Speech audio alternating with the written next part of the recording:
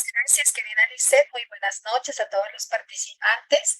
Gracias por una vez más compartir este ciclo de conferencias que para nosotros realmente es vital por la temática que estamos abordando, por la situación y la coyuntura que estamos viviendo en nuestros diferentes países y en el mundo entero, y por la responsabilidad que tenemos como padres de legar algo diferente a nuestros hijos. Voy a compartir pantalla, pero quiero que en esta oportunidad ustedes presten 2 minutitos de su atención, porque es un video corto que luego lo vamos a comentar para poder entrar en el tema. Permítanme entonces, comparto pantalla con ustedes. Lisette me confirma si se escucha, por favor, el video. El papá de Isela se fue a Nueva York hace muchos años porque quería trabajar en la ciudad.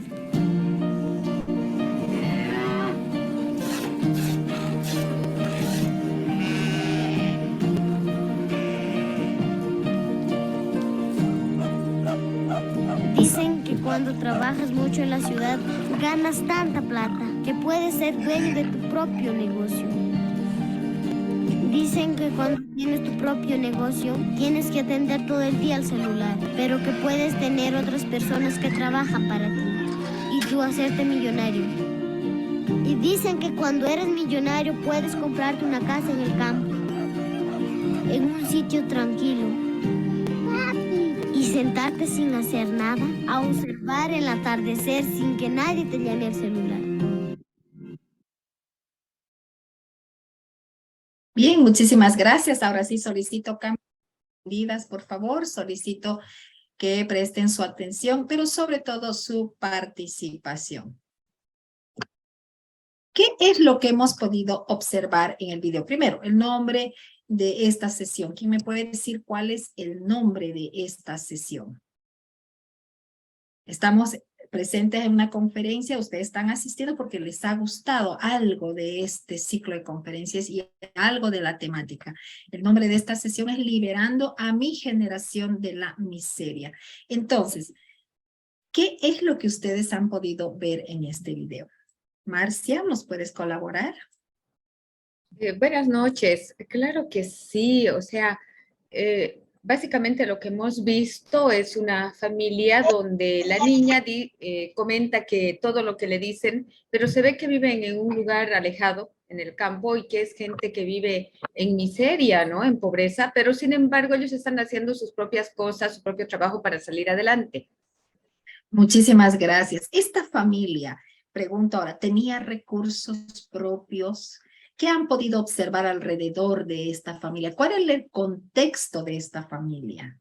Era agrícola, ¿verdad? Era un contexto Sí. agrícola, pero obviamente sí tenían recursos, bastantes recursos, diría yo.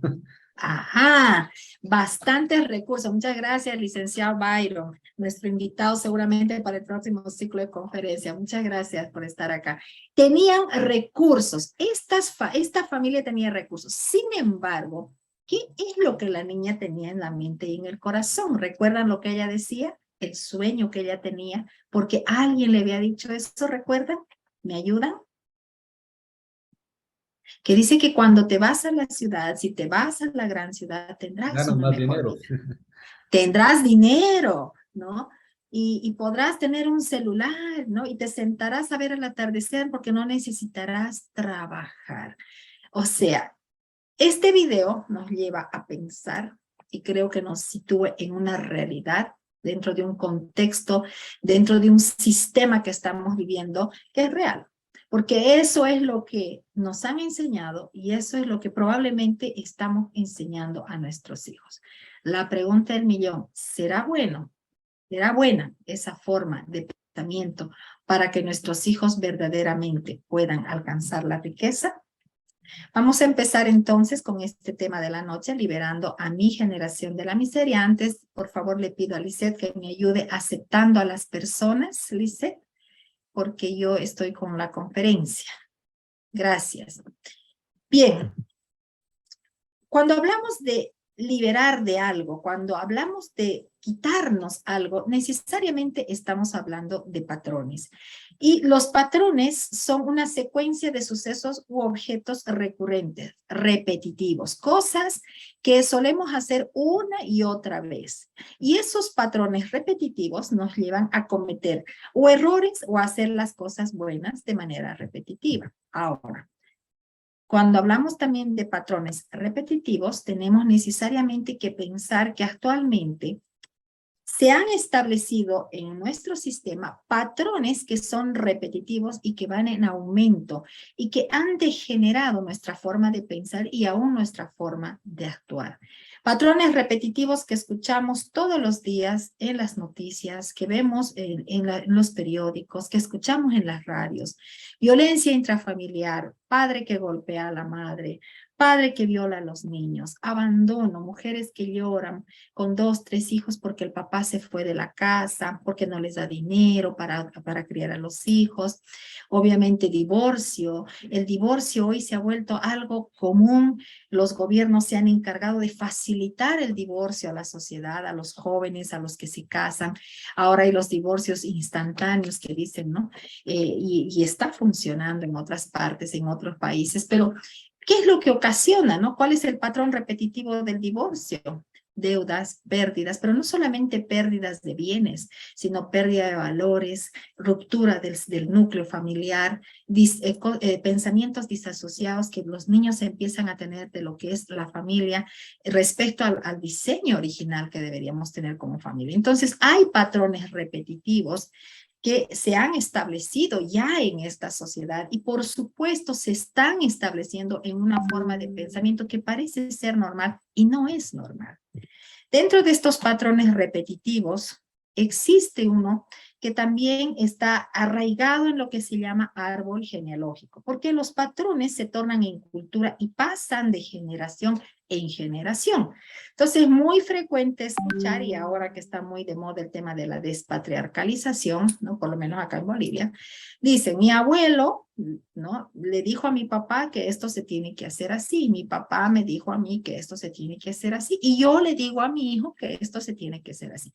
Patrones repetitivos, patrones que se han ido tornando en aspectos culturales que han ido pasando de generación en generación. Y obviamente pueden ser aspectos buenos como también pueden ser aspectos malos. Ahora, dentro de lo que son los patrones repetitivos, es importante hablar de las raíces, de los orígenes, porque todo tiene un origen. Los seres humanos somos producto de la forma en que nos trajeron a este mundo, producto de la forma en que nos criaron, producto de cómo nos educaron, producto de las cosas que nos enseñaron, la cultura que fuimos heredando de nuestra familia, del mismo entorno cultural en el que nos hemos criado. Y todo esto se van convirtiendo en raíces. Y obviamente las raíces buenas van a dar frutos buenos, pero también hay raíces que son malas. Y las raíces que son malas no van a tener buenos frutos. Las buenas raíces son aquellas que van a dar árboles frondosos y son aquellas que van a tener muchas hojas, pero además muchos frutos. A diferencia de un árbol malo que ha tenido raíces malas y que con el tiempo se va a secar. Hay un dicho que dice, por tus frutos te van a conocer, por nuestros frutos nos tienen que conocer, no por lo que nos digan que cómo se tienen que hacer las cosas, no porque nosotros repitamos cómo se tienen que hacer las cosas, sino por los frutos que tenemos que dar y eso es lo que vamos a legar a nuestros hijos. Dentro de esta cadena generacional, que es nuestro árbol genealógico, los seres humanos somos producto de raíces. Raíces que de alguna manera se van estableciendo en ese árbol genealógico, que lo hemos heredado, sí, y que nosotros vamos a heredar también. La pregunta es, ¿qué cosa queremos heredar a nuestros hijos? Queremos heredar valores, queremos heredar principios, queremos enseñar respeto, orden, disciplina. Estas serán buenas raíces que por supuesto en nuestros hijos darán buenos frutos y que esos frutos se multiplicarán. O queremos heredar a nuestros hijos miseria, deuda, mentira, engaño, falta de respeto. ¿Qué es lo que queremos nosotros legar? ¿Qué es lo que nosotros queremos dejar como una cadena generacional? Entonces, Dependiendo qué es lo que nosotros vamos a legar a nuestros hijos, lo más importante de todo es entender que lo que nosotros vayamos a dar de bueno a nuestros hijos o de malo va a marcar un propósito y va a dar una visión de lo que ellos pueden ser en la vida. Y esa es la responsabilidad que tenemos los padres. Entonces, nuestros hijos son saetas en nuestras manos, son flechas en nuestras manos, y nosotros tenemos esa gran responsabilidad de trabajar nosotros y nosotros mismos para legarles un propósito y para dejarles una visión de personas de éxito. Pero vamos a ir viendo más adelante qué es éxito para no malinterpretar estos términos que hoy por hoy se han vuelto muy comunes y que están distorsionados del concepto original. Bien, hoy hemos dicho que vamos a hablar de miseria y creo que es importante establecer algunos conceptos para poder entender mejor qué es la miseria. Se entiende por miseria no contar con recursos necesarios para satisfacer las necesidades materiales elementales. También se dice que miseria puede ser estrechez, pobreza. Se dice que miseria es un vocablo de origen latino que significa desgracia o infortunio. Pero en realidad la raíz es la miseria es una raíz. Es una de las tantas raíces malas que pueden estar dentro de una cadena generacional y que se convierte en un estado de la mente que genera una forma de pensamiento para que las personas establezcamos patrones de conducta y que esos patrones de conducta sean repetitivos luego, no solamente en nuestro actuar, sino también en nuestro hablar. Ahora, la miseria, decían en el módulo 2, y hablaba esto, hay algo muy importante. Cuando se habla de pobreza, cuando se habla de miseria, normalmente se asocia como a la niña del video. Pobreza es lo que tengo a mi alrededor, las vaquitas, la leche, pero yo quiero la gran ciudad, ¿no? Yo quiero el celular. Yo quiero esa gran vida que me muestran en televisión, el sistema consumista que nos muestra a nosotros algo que parece ser la ciudad de las maravillas, donde nosotros vamos a tenerlo todo en un abrir y cerrar de ojos, cuando en realidad el hombre más pobre del mundo es un hombre que no tiene sueños, es el hombre sin sueños. Y nosotros, aún teniendo todos los recursos como en el video, ¿no? Porque sí tenían bastantes recursos, tenían tierra, eran agricultores, tenían ganado, tenían leche, tenían provisión, tenían alimentos, ellos se sentían miserables. Entonces la miseria no necesariamente está ligada a la falta de dinero, sino más bien a un sueño o a una forma de pensamiento que se distorsiona en nosotros respecto al propósito de vida que tenemos. Ahora, ¿cuáles son las raíces de la miseria? La miseria normalmente empieza con la flojera.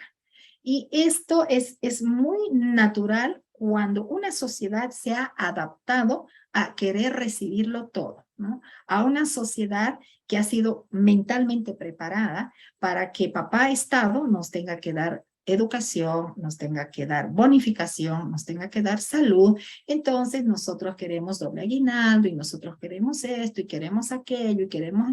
Entonces la flojera se va tornando dentro de nosotros en formas de pensamiento que nos hacen creer que no somos capaces de hacer algo por nosotros mismos y que otro tiene la solución y que otro tiene además la obligación de darnos a nosotros lo que nosotros debemos en realidad generar.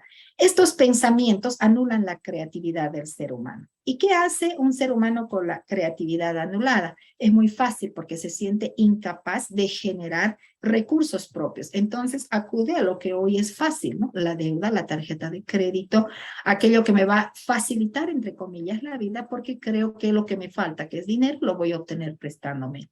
Como la persona ya tiene un patrón de flojera arraigado, entonces se endeuda y la flojera lo que genera es falta de perseverancia. Por lo tanto, no puede pagar su deuda y cae en bancarrota. Y es un círculo vicioso que degenera una cadena generacional y heredamos a los hijos muchas veces esto, ¿no? O nosotros podemos ser producto de esto que han vivido nuestros antepasados. ¿Cuáles son las consecuencias de esta forma de pensamiento, de este estilo de vida? No solamente nosotros, sino que el conjunto de los seres humanos hacemos las familias en su conjunto hacemos las sociedades conforman los estados o las naciones. Entonces, cuando hay esta forma de pensamiento, nosotros generamos una sociedad de dependencia, una sociedad que tiene paradigmas establecidos de miseria, pero no miseria por falta de dinero ni por falta de recursos, miseria porque hemos sido anulados en la creatividad y hemos sido castrados en nuestro diseño original de herederos de aquello que cuando nos hemos sido concebidos en el corazón de Dios, hemos sido concebidos con toda la riqueza de este mundo. Pero son paradigmas que se nos han ido estableciendo. Y entonces empezamos a necesitar de papá Estado muchas otras cosas que empezamos a demandarlas como ya una obligación por parte del Estado. Cupones de alimentos, bonos de educación. Acá hay el bono Juancito Pinto, tenemos muchos invitados que no son de Bolivia. El bono Juancito Pinto son 200 bolivianos que se da a fin de año por cada hijo en las escuelas públicas. 200 bolivianos no son cuánto, ni $30, ni $40 por un año de estudio. Es como, toma, te estoy dando para que tu hijo siga estudiando el próximo año. Pero ¿realmente esto justificará la erogación, uno, que hace el Estado de los, por supuesto, de los impuestos que generamos los que trabajamos para que podamos incentivar la miseria en el pensamiento de las personas? Esto genera pobreza permanente, ¿no? Y siguen los subsidios, subsidio de vivienda, subsidio de salud. Y sin darnos cuenta nos vamos tornando en sociedades esclavas, porque somos esclavos primero de nuestro pensamiento y somos esclavos de algo mayor que se llama papá Estado. ¿Por qué estoy diciendo esto? ¿Por qué la fundación apunta a hacer este tipo de conferencias y particularmente esta temática que estamos tocando en este ciclo de conferencias? Las familias hoy por hoy se han tornado en el punto neurálgico del riesgo. No lo digo yo, lo dicen las estadísticas de acá de Bolivia, páginas 7, que es un reconocido medio de comunicación, decía en el 2017 que 1 millón de niños aproximadamente estaban en riesgo de perder a su familia. 1 millón de niños en 2017. Hace 10 años que no tenemos censo. O sea que esto podemos multiplicarlo por la cantidad de veces que sabemos que ha crecido nuestra sociedad. El Instituto Nacional de Estadística del 2015 decía que el 45.5% son apenas familias nucleares completas. Y esto es irreal porque hoy por hoy los divorcios, según las estadísticas que manejan otras instituciones, dicen que son 7 divorcios cada 10 matrimonios. Entonces este 45.5% ya es irreal. Dice también que la tipología familiar monoparental era del 10.9%, los hogares unipersonales 14.9%, parejas nucleares 10.8%, hogares extendidos 14%. La CAF, cuando hablaba de la violencia a la mujer y a los niños en 2018, decía que el 64% eran mujeres violentadas, el 63% eran niños que sufrían de acoso escolar y el 49% de violencia verbal. Vico Áñez, un reconocido pastor y un guía familiar, decía el 2017 que el 45% de las familias permanecen estructuradas. Sin embargo, dentro de esa estructuración, entre comillas, debemos reconocer que hay un alto porcentaje de familias disociadas dentro de la misma estructura aparente. Entonces, a todo esto se suman los problemas económicos, desempleo, pobreza, mala alimentación, bajos salarios, el incremento de la delincuencia, una situación política caótica con una falta de líderes que tengan valores, principios. Tenemos corrupción, tenemos bajos índices de educación, una salud paupérrima, violencia, pandillas en las calles. Y esta es una realidad que no solamente la vive Bolivia, la estamos viviendo todos los países de América, obviamente América Latina, y otros países también del África. Hay otros datos más que no voy a explicar, pero que sí se los voy a compartir a ustedes en esta presentación cuando terminemos la misma a través del chat. Son estadísticas que hablan de la violencia familiar, son fuentes reconocidas recientemente del 2021, con datos realmente que son alarmantes. Abuso sexual y violaciones violencia infantil, embarazos adolescentes, y aquí no hemos puesto los datos estadísticos del aborto. ¿Por qué estamos hablando de todo esto? Porque lamentablemente toda esta forma de pensamiento está apuntando a algo más, a la desaparición de las familias y de los negocios familiares.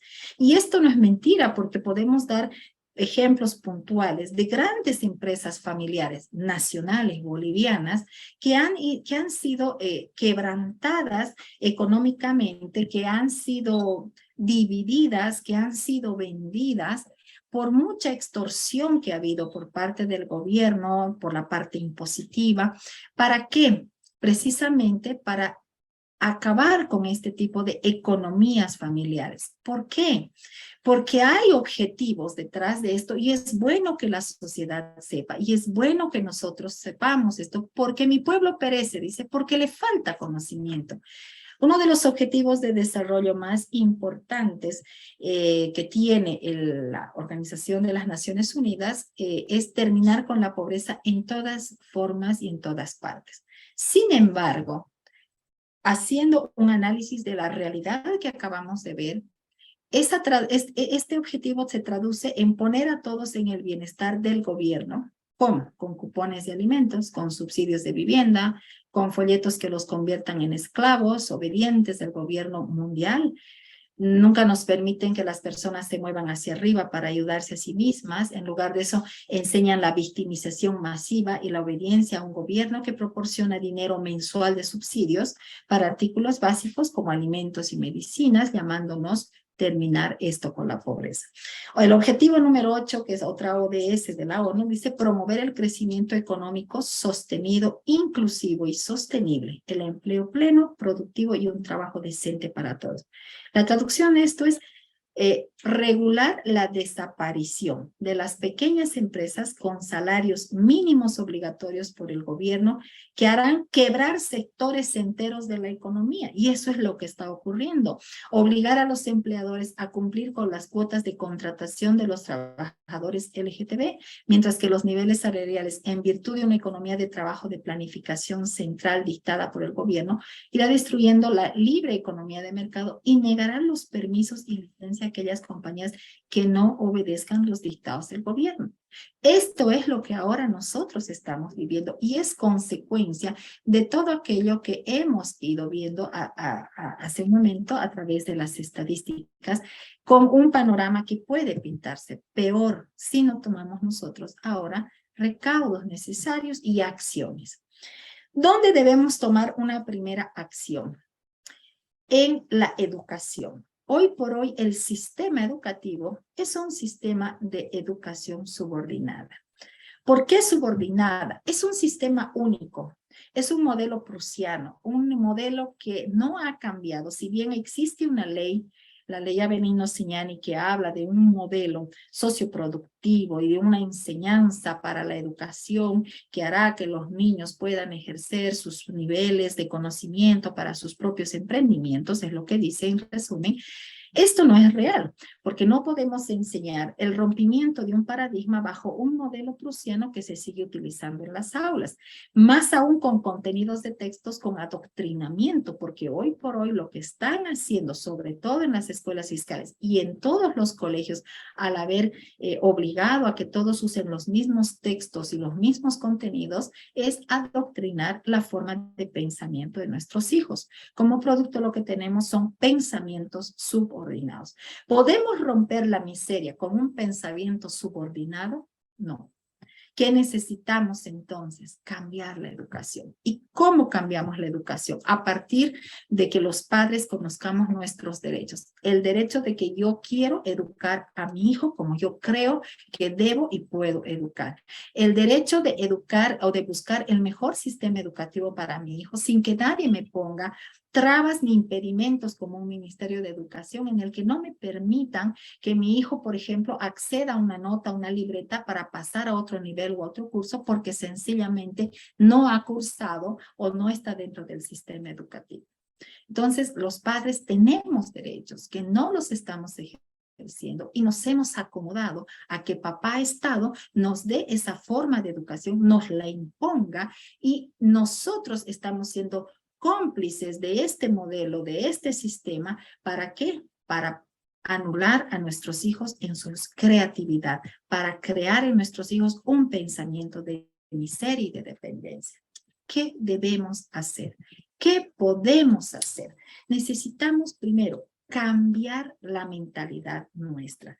La pobreza está en la mente, por eso se llama así el ciclo. Necesitamos salir de esa pobreza mental. Y en la sesión 2, Ibar hablaba de 7 principios claves, de 7 principios de la administración de los recursos, que los voy a enumerar porque los considero realmente básicos.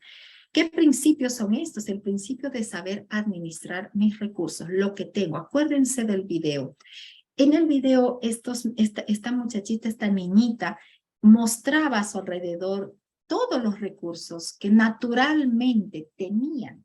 Todos los recursos que eran su riqueza principal, que si las pudieran administrar, si tuvieran un nivel de formación y de educación que verdaderamente rompe ese paradigma, ellos no necesitan ir a la gran ciudad para poder lograr un celular y para poder luego sentarse a ver el atardecer echados sin hacer nada, recibiendo dinero, que es lo que para ellos es riqueza, sino que bajo ese principio de administración, ellos podrían multiplicar sus recursos y verdaderamente podrían generar una riqueza diferente. Número 2, el poder del dominio.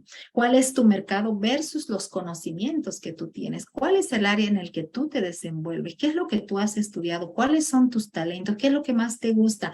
Tu riqueza está no en el dinero, sino en aquello que tú sabes hacer. Cuando Dios creó este mundo, puso a Adán y Eva en el Edén y no les dio dinero para prosperar, les dio recursos y les dio pensamiento, les dio ideas. Y eso es lo que el ser humano tiene como un poder inherente.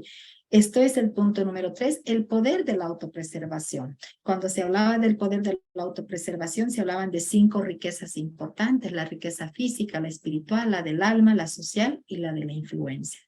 Luego Ibar hablaba de que no busques el éxito, ¿no? Porque no es lo más valioso, y eso lo vamos a ver más adelante. Persigue a Dios y no persigas al dinero. Y él hacía énfasis en una parte de Eclesiastés 5, 10, 12 que decía: persigue, quien ama el dinero, de dinero no se sacia. Y esto es tan importante para cambiar la mentalidad. El dinero no lo es todo.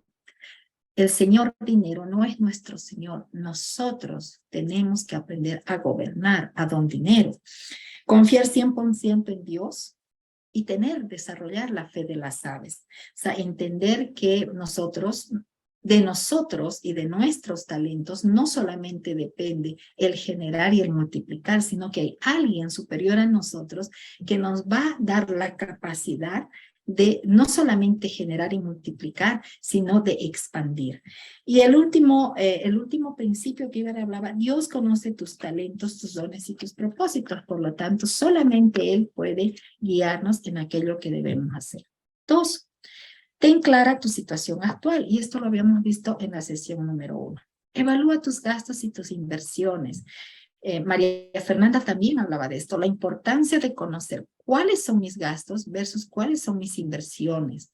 Si realmente mis gastos son mayores que mis ingresos, yo tengo que hablar con mis seres queridos, yo tengo que poner un alto a ese tipo de gastos y tengo que aprender a un principio sabio que es el ahorrar, el saber ahorrar con sabiduría, identificando además mis dones y talentos y aprendiendo a tomar el riesgo, por lo menos un riesgo al año como mínimo, para poder hacer emprendimientos, para poder hacer nuevas inversiones. 3, rebaja tus gastos. Evalúa tus necesidades y tus obligaciones. Es importante recortar los gastos innecesarios. Vivimos en una sociedad altamente consumista y los jóvenes hoy por hoy se han tornado en los blancos perfectos de ese consumismo que está bombardeado a través de los celulares, a través de las redes sociales, la moda, aquella forma, aquel estilo de vida que los jóvenes quieren tener, una vida desenfrenada, desenfrenada, una vida que de lujos, una vida que muestra cosas tan efímeras, y nosotros muchas veces estamos siendo permisivos con nuestros hijos, dándoles este tipo de gustos y permitiendo que ellos vivan esas vidas que no son sus vidas. Entonces, recortemos esos gastos innecesarios y prioricemos pagar deudas, si es que hay deudas. Enseña a tus hijos. ¿Qué debemos enseñar a nuestros hijos? A trabajar para aprender, no a trabajar por dinero. A ser feliz en lo poco y en lo mucho, porque si en lo poco somos fieles, en lo mucho seremos puestos. A valorar lo que tenemos, como el video, no valoraban lo que tenían porque su padre no les enseñó a valorar, porque su padre era el que fomentaba el sueño americano, el sueño de una riqueza falsa.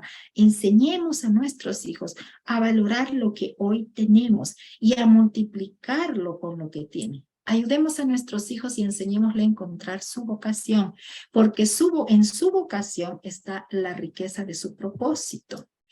Instrúyete tú primero, con cosas básicas, porque si tú quieres ser un emprendedor de tu propio negocio, o si tú tienes un negocio y no quieres que tu negocio quiebre, con todo este sistema babilónico que estamos viviendo, tan hostigante, llenos de impuestos, llenos de amenazas, llenas de multas, entonces tenemos que aprender por lo menos la contabilidad básica, aprender de la economía del sector, del mercado donde yo me desenvuelvo, aprender de impuestos y leyes, porque el pueblo perece porque le falta conocimiento, porque hoy nos hostigan cuando vamos todos atemorizados con una poleta que nos llegó de multa y vamos ahí a esperar que nos digan cuánto va a ser la multa y cuánto va a ser la penalidad y cuánto los intereses, cuando en realidad si nosotros conociéramos de estas leyes, nosotros deberíamos demandar al Estado por cómo nos hostigan.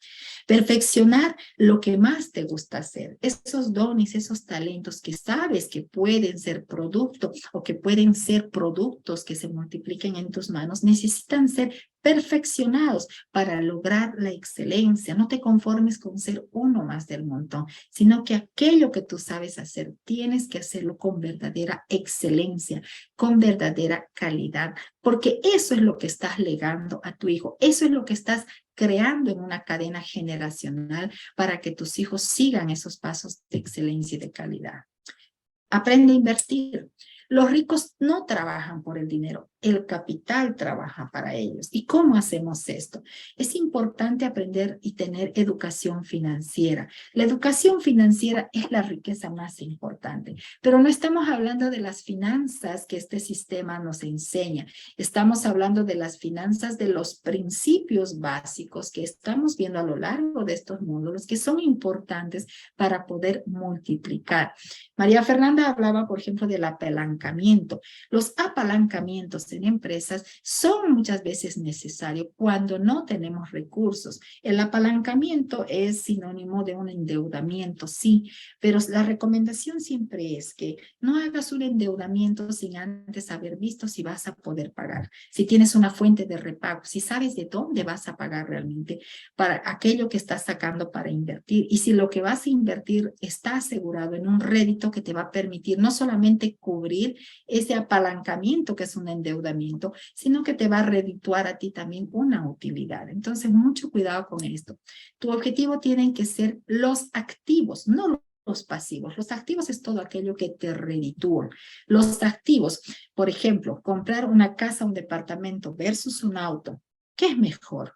¿Cuál es un activo que me va a generar rédito a un corto, mediano y largo plazo? Toda la vida un activo fijo, un inmueble que se valoriza todo el tiempo. Un vehículo 0 kilómetros, último modelo que el sistema nos enseña que es muy bueno porque te da estatus, porque te muestra delante de la sociedad como algo que qué sé yo, todo lo que te venden ahora las casas comerciales y los mensajes que bombardean, pero en la realidad ese es un activo altamente depreciable. Ya lo habíamos visto en el módulo número 1.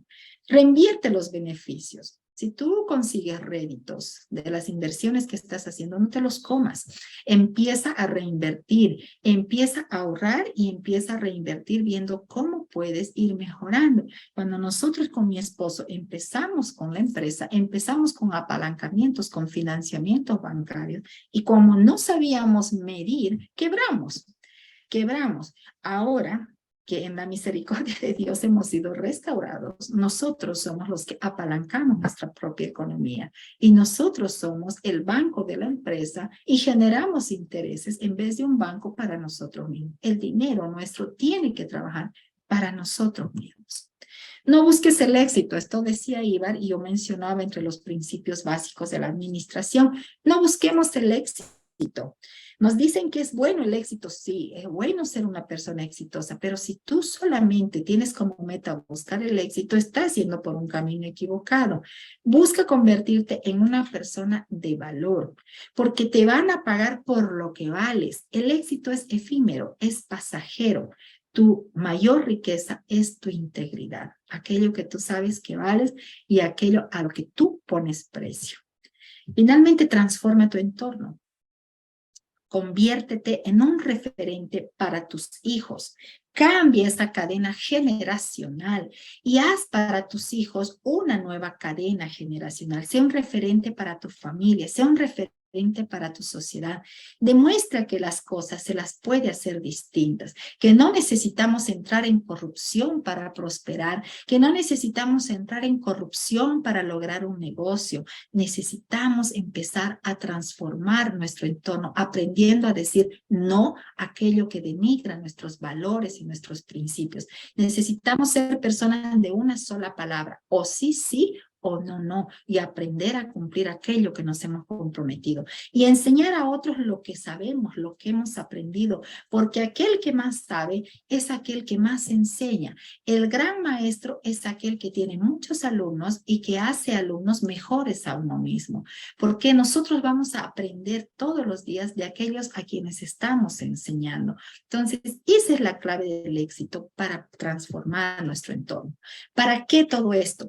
Para dejar una mejor herencia a nuestros hijos, para cambiar, para romper una mentalidad de miseria y dejar a nuestros hijos un legado de herencia, pero no una herencia que es un sinónimo de dinero, sino una herencia que está plasmada en estatutos que dicen que son estatutos permanentes, que son el regocijo del corazón, porque aquellos que han entendido estos principios son aquellos que van a poder dormir tranquilos, son aquellos que van a saber que no son esclavos de un sistema, que no son esclavos de un banco y que nosotros podemos gobernar el dinero y que no nos gobierna el dinero a nosotros. Voy a terminar con este versículo bíblico de 3 de Juan 1:2 que dice: amado, yo deseo que tú seas prosperado en todas las cosas y que tengas salud así como prospera tu alma. Esto significa alcanzar un estado de satisfacción y bienestar que no se puede perder a pesar de las circunstancias externas adversas. Hemos vivido unos años tremendos de pandemia. Hemos visto la ruptura de negocios. Hemos visto quebrar empresas, pero para la gloria de Dios, aquellos que nos hemos alineado a una nueva forma de pensamiento, hemos prosperado en vez de decaer en este tiempo. Y eso significa alcanzar un estado de satisfacción, no temerle a la adversidad, porque la adversidad para nosotros debe ser sinónimo de oportunidad. Con esto quiero terminar, agradecerle su presencia, agradecerle su tiempo. Estaríamos entrando a un espacio de preguntas.